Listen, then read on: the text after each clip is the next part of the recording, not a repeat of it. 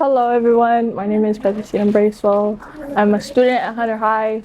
I'm 17 years old and I am of queer Pacifica descent. I think that it is really comforting to know that deep in my roots there is originality of our people being themselves unapologetically, and knowing that before colonization and everything that happened, they were their true selves. A part of me knew since I was younger that it was always kind of there, but since my family was so religious, I tried to cover it up and be the perfect granddaughter, going to church every Sunday, trying to attend mutual, daily prayers, all of that. But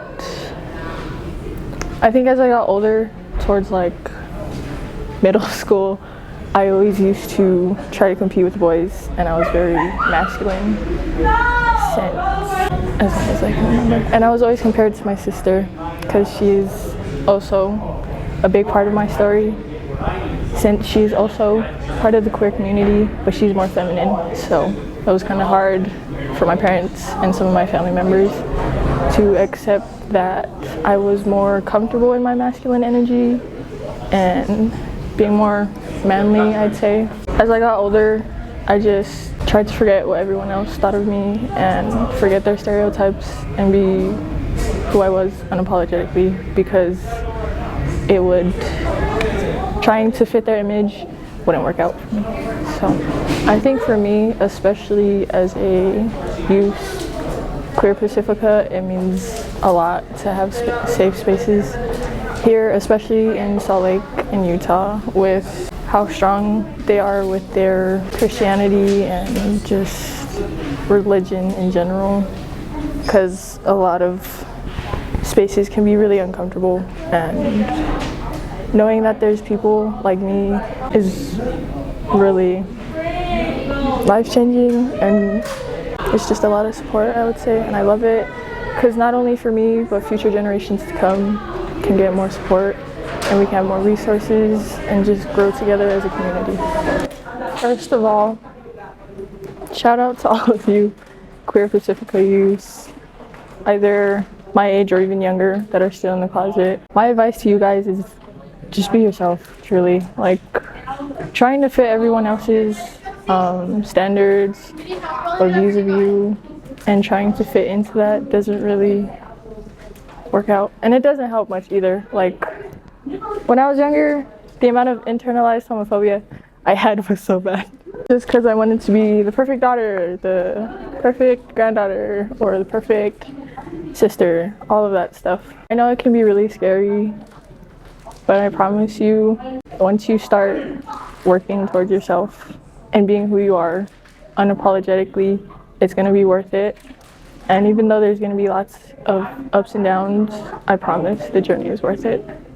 And there's a lot of confidence with truly being yourself, and a lot of self-love, and that the right people will always love you for who you are and be by your side no matter what. Thank you to Nuanua and all of the queer Pacifica adults in my life, especially my sister, because she's my #1 supporter, and she's been there for me through thick and thin and through my whole process. Thank you to all the safe spaces here in Utah and all over the world, but mainly for me here in Utah, because of the strong religious beliefs. It can be really hard, but to know that not only for me but for future generations to come, that we have support and a community that we will continue to grow with and grow together and just be supportive and loving with one another means a lot to me. And shout out to the Pacifica youth, queer youth. Even if you are in the closet or out, I'd say just be you unapologetically. And though it may be rough at first, coming out, it's worth it. There's a lot of self-discovery, self-love in the journey. And take your time with it, be patient with yourself, and be gentle with yourself, especially because it can be really rough. But shout out to Jordan, my teammate, for recording this. And sorry if this didn't make sense. This is my first time and I'm young, so. But yeah, thank you guys for watching. Follow Nuanua.